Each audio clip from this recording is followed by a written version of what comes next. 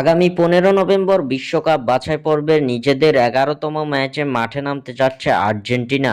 একই দিন ভিন্ন প্রতিপক্ষের বিপক্ষে মাঠে নামবে ব্রাজিল। আর্জেন্টিনার প্রতিপক্ষ প্যারাগুয়ে এবং ব্রাজিলের প্রতিপক্ষ ভেনেজুয়েলা। আগামী 15 নভেম্বর মধ্যরাত 3টায় ভেনেজুয়েলার বিপক্ষে লড়বে ব্রাজিল। এর ঠিক কিছুক্ষণ পর ভোর 5টা 30 মিনিটে প্যারাগুয়ের বিপক্ষে লড়বে আলবিসেলেস্তারা। 2026 বিশ্বকাপ বাছাই পর্বে এখন পর্যন্ত 10টি করে ম্যাচ খেলেছে আর্জেন্টিনা ও ব্রাজিল। যে 10 ম্যাচ শেষে বিশ্বকাপে কোয়ালিফাই করতে আলবিসেলেস্তাদের সামনে সহজ পথ খোলা থাকলেও ব্রাজিলের পথটা সহজ নয়।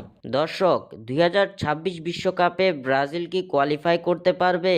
আপনাদের মূল্যবান মতামত অবশ্যই আমাদের কমেন্ট করে জানাবেন। নিজেদের খেলা 10 ম্যাচের মধ্যে 7 জয়, 1 পরাজয় ও 1 ড্র নিয়ে আর্জেন্টিনার পয়েন্ট 22। পয়েন্ট টেবিলের শীর্ষস্থানে অবস্থান করছে লিওনেল স্কালোনির শিষ্যরা।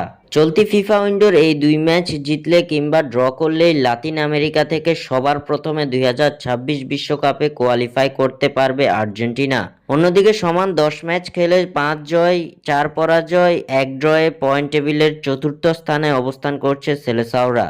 2026 বিশ্বকাপে সরাসরি কোয়ালিফাই করতে হলে প্রত্যেক দলকে অর্জন করতে হবে 24 পয়েন্ট। অর্থাৎ 2026 বিশ্বকাপে কোয়ালিফাই করতে হলে এখনো ব্রাজিলের প্রয়োজন 8 পয়েন্ট। আসন্ন এই 2 ম্যাচে জয় পেলে সেলেসাওদের পয়েন্ট হবে 22। সেক্ষেত্রে 2026 বিশ্বকাপে কোয়ালিফাই করতে আরও একটি উইন্ডো অপেক্ষা করতে হবে ব্রাজিলের। তবে আসন্ন এই 2 ম্যাচে যদি জয় না পায় সেলেসাওরা, তাহলে বিশ্বকাপে কোয়ালিফাই করার যাত্রাটা আরও লম্বা হবে ব্রাজিলের। স্বাক্ষর থেকে সাদবিন ইসলাম।